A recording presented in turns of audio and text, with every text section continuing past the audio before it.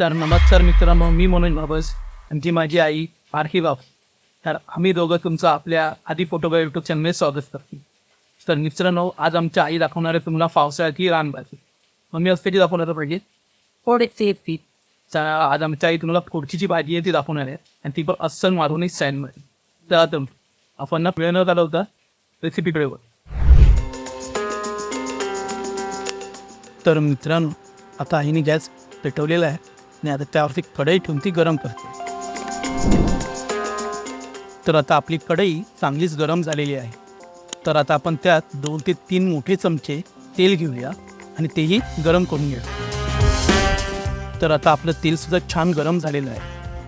त्यामध्ये आपण आता ठेचलेला लसूण, त्याच्यानंतर आपण उभी चिरलेली हिरवी मिरची आणि कढीपत्त्याची पानं आणि त्यासोबतच बारीक चिरलेला कांदा हे सगळं टाकून आपण परतवून घेणार आहोत.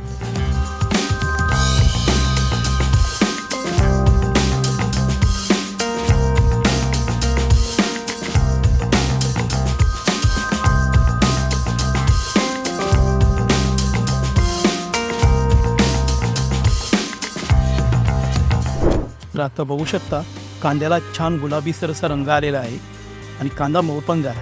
तर आता वेळ आहे की मगाशी आपण जी कापून ठेवलेली फोडशीची पानं आहेत ती आता ह्यात घालायची.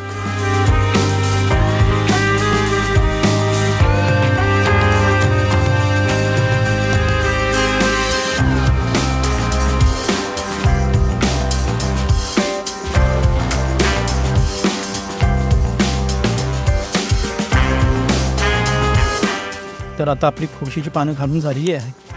तर आपण सगळं मिश्रण आहे ना ते एकजीव करून घेऊ.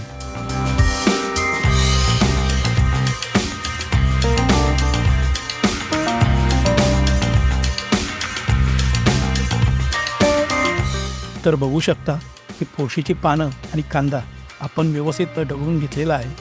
आता त्यात आपण घालणार आहोत भिजत ठेवलेली चण्याची डाळ आणि नंतर मग हे सर्व मिश्रण आपण पुन्हा ढवळून घेणार आहे.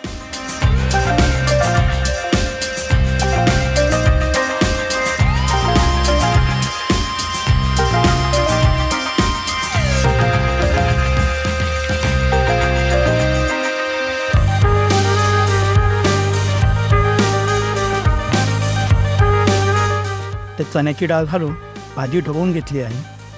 आता त्यात आपण घालणार आहोत 1 चमचा मालवणी भातका मसाला. हा मसाला तुम्ही तुमच्या आवडीनुसार कमी जास्त पण करू शकता. आणि त्यानंतर आपण घालणार आहोत त्यात चवीनुसार मीठ.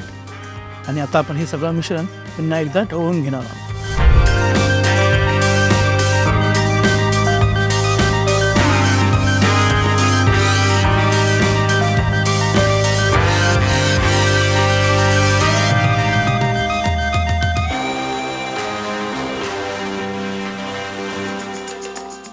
तर आता आपण आपली भाजी छानपैकी ढवळून घेतलेली आहे.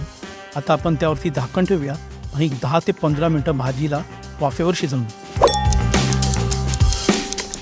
तर आता 15 मिनटं झालेली आहे. तर आपण आता झाकण काढून बघूया आपली भाजी किती शिजली आहे ते. तर आता आपली भाजी शिजते, पण आपली जी चण्याची डाळ आहे ती अजून थोडी शिजायची बाकी आहे. तर त्यासाठी आता आपण त्यात पाणी ॲड करणार आहोत. पण हे पाणी जे आहे ते आपण जी डाळ भिजत ठेवली होती तेच पाणी आपण ह्यात वापरणार आहोत आणि आपण भाजी शिजवून घेणार आहोत.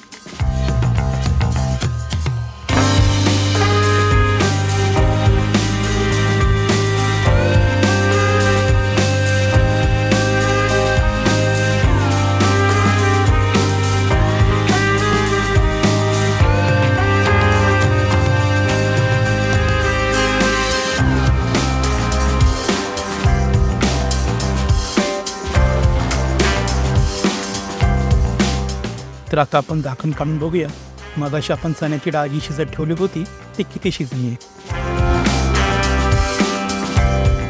तर आता आपली चण्याची डाळ पण ही चांगली शिजलेली आहे. आता त्यामध्ये आपण ओलं खोबरं घालणार आहोत आणि कोथिंबीर घालून त्याला गार्निश करणार आहे.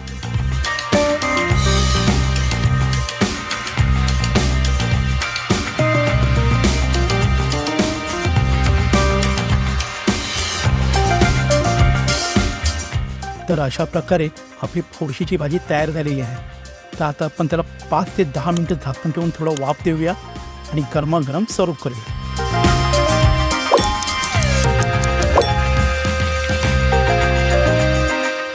तर मंडळी बघू शकता आपल्या भाजीतलं पाणी सगळं आटलेलं आहे आणि आपली भाजी झालेली आहे तयार. चल मग काय मंडळी, कशी वाटली तुम्हाला आमची रेसिपी? आमची रेसिपी जर तुम्हाला आवडली असेल तर आमच्या चॅनलला लाईक करा, शेअर करा आणि सबस्क्राईब करा. धन्यवाद.